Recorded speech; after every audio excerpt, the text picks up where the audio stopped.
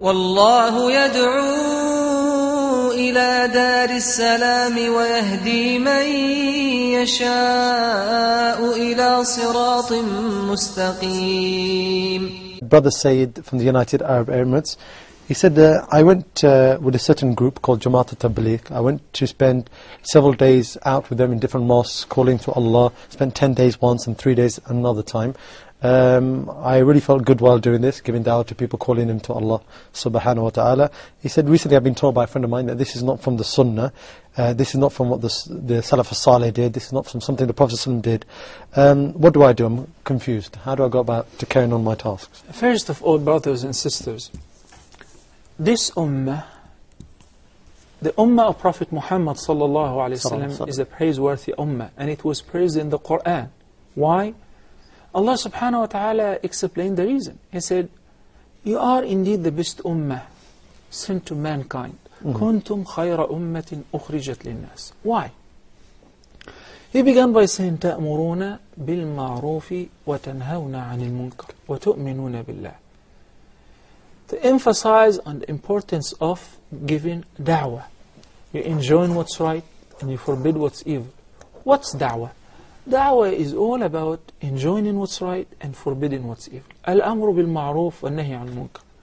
And by the way, a da'wah is an issue which is mandatory on every single Muslim, male or a female. There is no distinction between a scholar and an ordinary person. Everybody must give da'wah, everyone according to their capacity and according to their limit of knowledge and how much they have access to give da'wah. But the Nabi sallallahu alaihi wasallam said in 2 ahadith, which these 2 ahadith do not exempt anyone from giving da'wah. The first, in a sound hadith, مَنْ رَأَى مِنْكُمْ مُنْكَرًا فَلْيُغَيِّرْهُ بِيَدِهِ فَإِنْ لَمْ يَسْتَطِعْ فَبِلِسَانِهِ فَإِنْ لَمْ يَسْتَطِعْ فَبِقَلْبِهِ وَذَلِكَ أَضْعَفُ الْإِيمَانِ. Whoever of you sees something wrong, evil, mistake, a sin, let him change it. It is mandatory upon you to change it. By any of these methods. The first one is biyadi, and the hand in this first category refers to authority. If you are an authoritative person, if you are an official, if you were given this power, you must stop this munkar which you see under your guardianship. What if you can't because you don't have the authority? Then bilisanih, enjoining what's right and forbidding what's evil by giving the advice, the sincere advice. Nabi sallallahu alaihi wasallam says in the hadith of Tamim ibn Aws al-Dari, ad-din al-nasiha. Deen is all about paying the sincere advice. Then the third, that if you don't have the power of giving a lecture or preaching, of enjoining, or you're afraid that if you say anything goes to harm greater than the munkar itself, then the Nabi sallallahu alaihi wasallam said in the last category, something that did not leave anyone that could be exempted from giving da'wah, by saying فَبِقَلْبِهِ وَذَلِكَ أَضْعَفُ الْإِيمَانِ.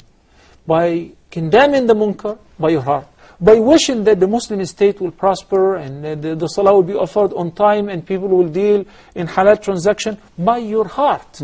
If you can neither change it or give da'wah by the hand or by the authority or via speaking about it, then at least by your heart.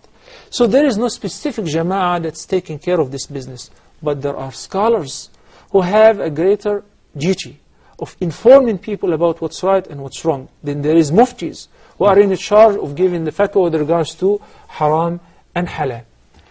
So the issue of going out to give da'wah is the job of every Muslim, not just specific people. How? Allah subhanahu wa ta'ala prays in the Quran those who take upon themselves this task by saying, وَمَنْ أَحْسَنُ قَوْلًا مِمَّنْ دَعَى إِلَى اللَّهِ وَعَمِلَ صَالِحًا وَقَالَ إِنَّنِي مِنَ الْمُسْلِمِينَ. And who is better in statement than one who is دَاعِي إِلَى اللَّهِ, دَعَى إِلَى اللَّهِ, and عَمِلَ صَالِحًا, and he himself is doing good righteous deeds, and he proclaims that I'm just one of the Muslims. And Nabi sallallahu alayhi wa sallam in the Quran was commanded, قُلْ هَذِهِ سَبِيلِ أَدْعُو إِلَى اللَّهِ عَلَى بَصِيرَةٍ أَنَا وَمَنِ اتَّبَعَنِي. Say, this is my way. I call unto Allah subhanahu wa ta'ala on proper understanding, insight, me and those who follow me. So if you are a true follower of a Nabi sallallahu alaihi wasallam, then automatically you're following his footsteps on the path of giving da'wah. So everybody must give da'wah. That for going out to give da'wah, may Allah bless you and the brothers who go out with you. But I just have a friendly advice. And next time, brothers and sisters, we don't have to name people and say tableegh jama'ah or this or this or that.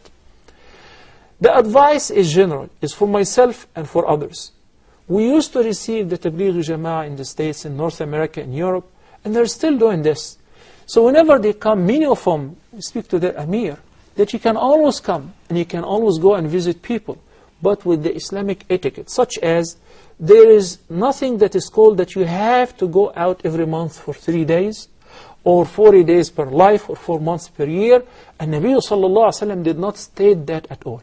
And your conclusion of some verses or some understanding of the hadith is not a strong reference to mandate the 3 or the 40 or the 4 based on these references. So you can always give da'wah whenever.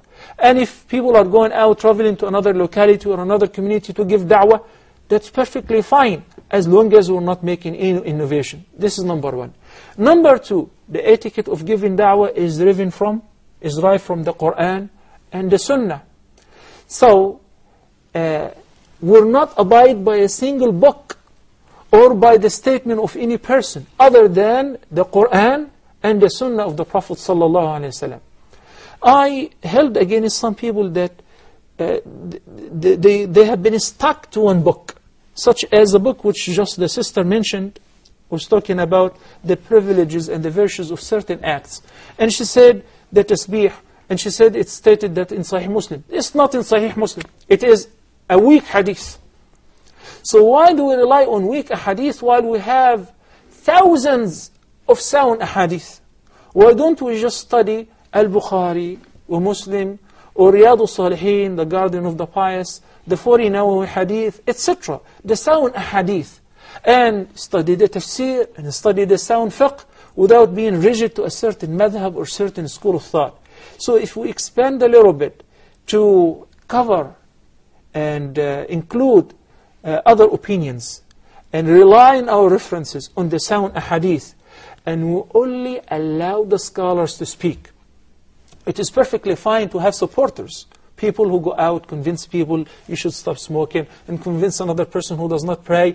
Share with him your experience, that how did you come to Iman, how did you start practicing Salah, and the importance of leaving your business whenever it is Friday prayer. It is perfectly fine.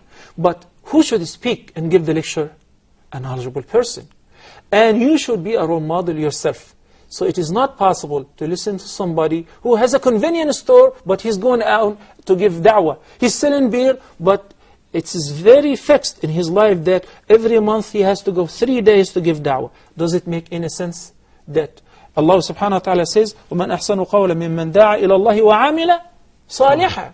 That you have to practice what you preach, or otherwise you'll be condemned by Allah subhanahu wa ta'ala when He says, يَا أَيُّهَا الَّذِينَ آمَنُوا لِمَا تَقُولُونَ مَا لَا تَفْعَلُونَ كَبُرَ مَقْتًا عِنْدَ اللَّهِ أَن تَقُولُوا مَا لَا تَفْعَلُونَ.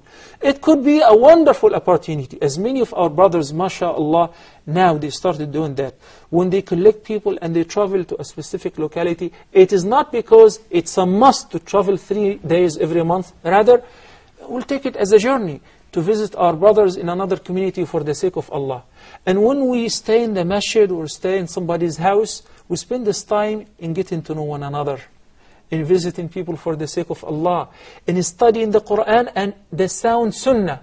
So it will be wonderful if we have a scholar with the group who teach them, or go to visit a scholar so that we have a crash course in a specific science of the deen. These are my friendly and brotherly, lovely advices to my lovely brothers, whom I don't have any doubt that, inshallah, they are sincere in their intention. And Allah knows best. Jazakallah khair, Shaykh.